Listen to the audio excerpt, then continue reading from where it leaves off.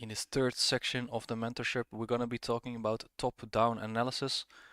We've got long-term perspective, intermediate-term perspective, short-term perspective with a New York session bread and butter model, and then eventually putting it all together. So let's go to long-term perspective.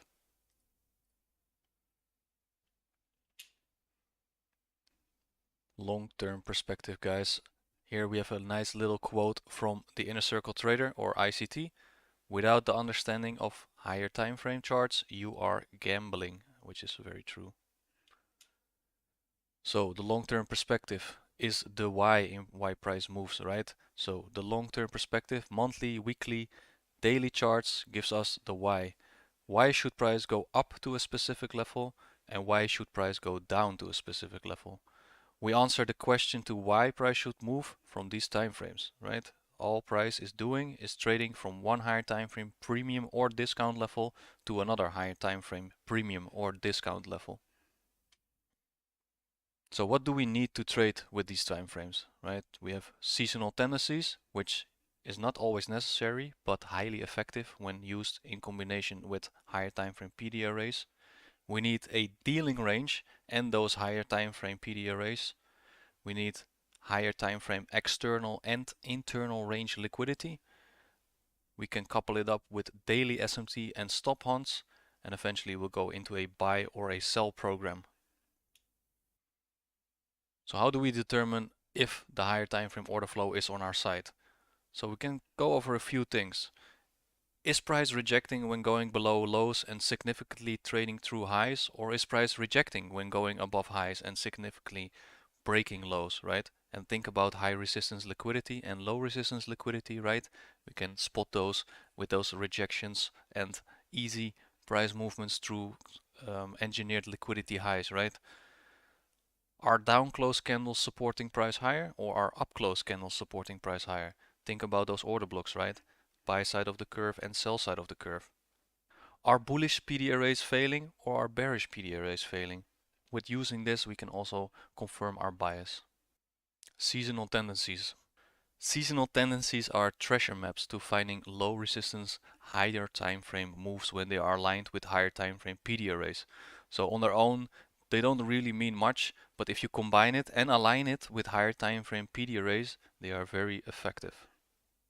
When the seasonal tendencies do align with the higher time frame premium and discount arrays, price is very likely to have a fast and volatile low resistance price swings between one higher time frame price level to another higher time frame price level.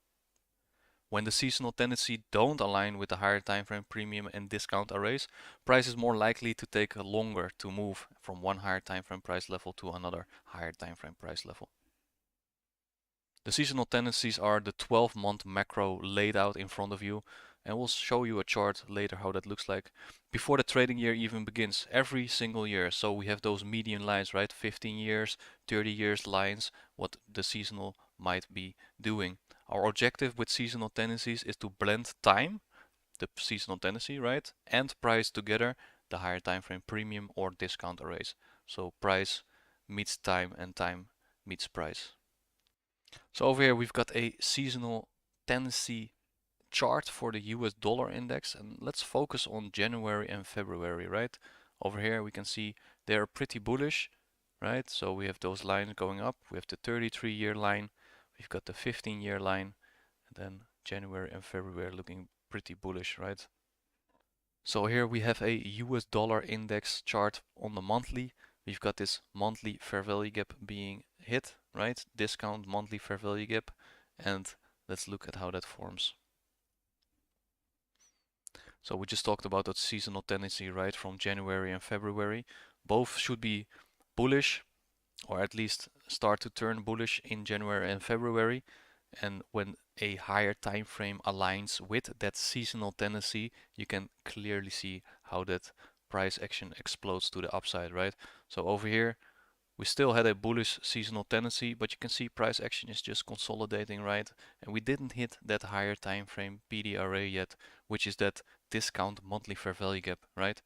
Now, as soon as February starts, we hit that monthly bullish fair value gap, and you can see just in a couple of days we move way more than we did in the half of this January price action, right? So over here, these three candles keep pushing up, right? And then this whole area, which took a lot of days, 2 weeks almost, and then in a few days we make the same move. So as shown in the previous slide, we can see that even though January has a bullish seasonal tendency, we don't just long because we have a bullish seasonal tendency, right? We need to wait for time to hit price, and price is that higher time frame PDRA, and it needs to align before we get that explosive one-sided price action move to the upside, and that is what we see in February. So back to the dollar chart, right? We've got that bullish tendency. Again, January we did not tap into that higher time frame discount array, but in February we did, right? Breaking structure over here in January, in this move up during February, displacing up higher, leaving a bullish fair value gap. So we got a PD array formed where we can take a trade from or base our trade idea from. So we've got a Australian dollar, US dollar monthly chart, right? And let's think about external to internal range again. Keep repeating that, right, for yourself. If you see external range liquidity being taken on a higher time frame, it's highly likely to draw into a higher time frame internal range liquidity, which should be a fair value gap. So pulling up the seasonals, right, we have a bullish seasonal for January and February on the DXY, which means all foreign currencies should go lower, right? So we should have a bearish seasonal in January and February for the Australian dollar because the US dollar has a bullish tendency. Now, after raiding that external range liquidity on the monthly, taking out those buy stops, right? Once we take out that external range liquidity and we are in line with that bearish seasonal, we can see how price explodes to the downside. We have that daily stop hunt, right? And from this point out, up close candles should support price action lower, right? And we can see that over here, price moves up, respecting this area over here, this fair value gap, trading lower and lower and lower until we reach that monthly internal range liquidity. So seasonals, couple it up with a higher time frame PD array. An old high is also a PD array, right? It's a premium area. So we stop hunt over here and then we displace with that seasonal tendency. So again, a reminder, the US dollar index is bullish, right? Bullish seasonal tendencies. We've got that daily fair value gap. So again, back to that Australian dollar, US dollar chart, right? That monthly range buy stops have been liquidated, and now let's look what our dealing range is, right? We've got this range high down into this range low, and then we have a break of structure down here. Equilibrium is around here, so everything above this equilibrium line is in premium. And then if we look at this like this on a daily time frame, we've got that stop hunt up here, break of structure, draw out that premium levels, right? Another daily stop hunt. And if you remember about the silver bullet lesson, right? Intermediate term high has been formed over here, right? So even on the daily time frame, you can spot that silver bullet setup. After we go into bearish order flow, right? After respecting bearish arrays, we should see all up close candles supporting price to go lower. And we can see that over here. Price trades back into that bearish order block. Those up close candles trades lower, forming another bearish order block. Over here, tapping it in slightly, moving down lower. We have another bearish order block, and we keep declining and declining until we hit our target, right? So we go from external back to internal on the higher time frame. So over here we've got a British pound US dollar monthly chart, right? We've got that premium levels outlined over here, right? This little red box, and then the discount levels down here all the way to the low, which should be discount, right? Now, what did we do over here? Monthly premium. Can we spot something else? We've got that mitigation block, right? This should have been a bullish order block which got violated. And now we're using that on the sell side of the curve to look for a monthly premium level.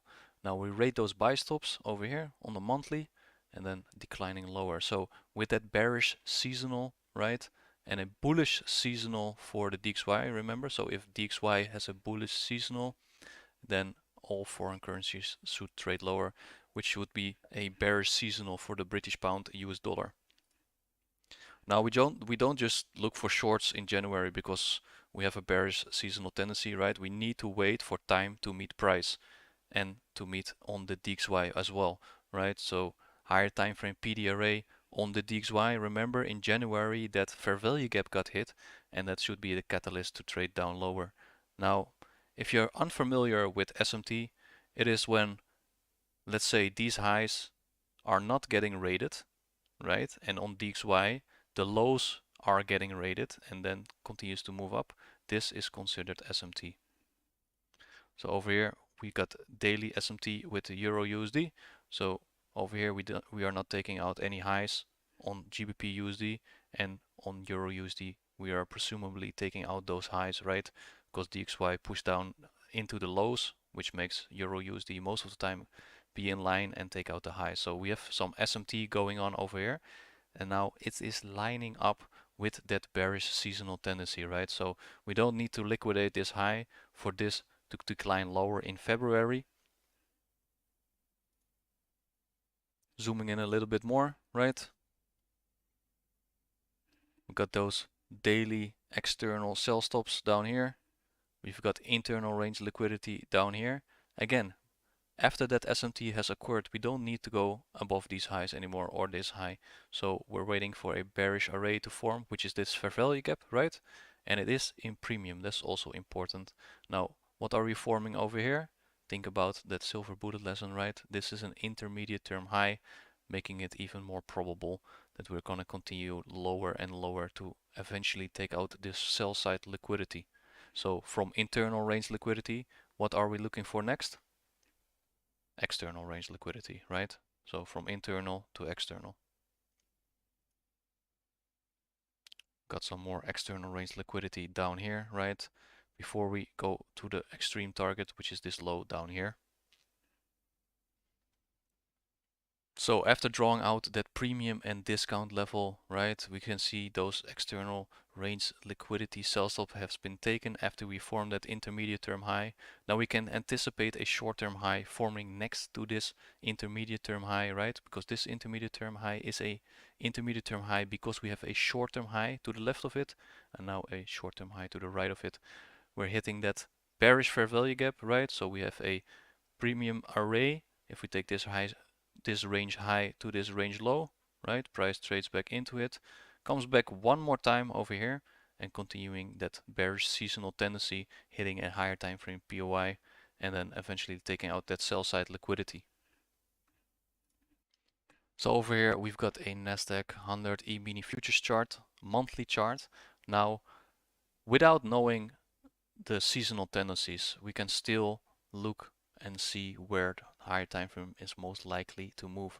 Because remember, price is just moving from one higher time frame level to another higher time frame level. So outline the dealing range, right? First of all, this range low to this range high. So we've got our dealing range. We're going to look for daily SMT or stop-ons, and then we can see where we go from internal to external and external to internal, right? So what do we see over here?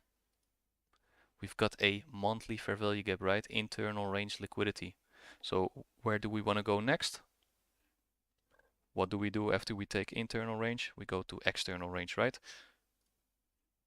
So we've got that monthly external range liquidity up here. So we know we go from internal to external and a draw on liquidity without knowing those seasonal tendencies, right?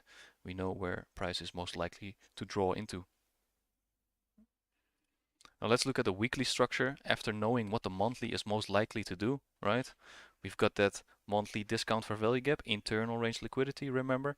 We're going to external range liquidity next, so we know the weekly should be bullish, and without knowing those seasonal tendencies, we can use all the PD arrays moving up into that external range until we liquidate that. So over here, we drop down right into that discount fair value gap on the monthly. Now we have weekly external liquidity, which is over here. So where do we go after we take that weekly external? Your eye should immediately go to internal range liquidity, right? So you look for a fair value gap, which is down here, right? Again, draw out your dealing range, this low till this high. Then we've got that internal range liquidity. Then we can continue up higher. So from internal to external, from external to internal. And once we hit internal, we want to go external once again, right? So we take out this high over here, right? External range liquidity, internal to external. And where do we want to go next? To the buy stops. Right, so over here we've got another example. We've got the Euro Australian dollar daily chart. Now, without knowing seasonal tendencies and using a daily structure, because the monthly and the weekly is unclear, right? We can still go to a daily structure and see where we can find our setup and our daily draw on liquidity. So over here, first of all, external range has been taken. I give you a few moments to see where you are most likely to draw into, right? So where do we go from external? Right, we want to go to internal range liquidity, which is this fair value gap. So draw on liquidity even without knowing the monthly or the weekly, because that's unclear and we don't know what the seasonal tendency is, we can still see internal range to external and external range to internal range can be utilized to still figure out where the daily time frame is most likely to trade into. Higher up in the range, same occasion, right? We have this dealing range low into this dealing range high. What is happening over here? We're creating an imbalance, right? In discount, that's important. We don't want to see that imbalance in a premium level. Taking out this lows down here, creating a intermediate term low, and then continuing up from that discount fair value gap. So using structure on the daily, we can still know where we want to go. We went external, right? And then we go back to internal. And once we hit internal, we want to go external once again, which is up here, right? Putting that I on there. So over here, external buy stops, and this keeps repeating over and over and over again. So external has been taken. So now where do we want to draw into, right? Again, we go from external to internal and then from internal back to external. So internal range liquidity, this fair value gap, and might I just add, we don't know what the weekly is doing, right? And the monthly, and we don't know what the seasonal tendency is, and we can still determine our draw on liquidity this way. Discount fair value gap has been hit. Now where do we go? External once again, right? So from down here all the way to up here, it is all it is doing. It's going from external to internal, back to internal, back to external, right?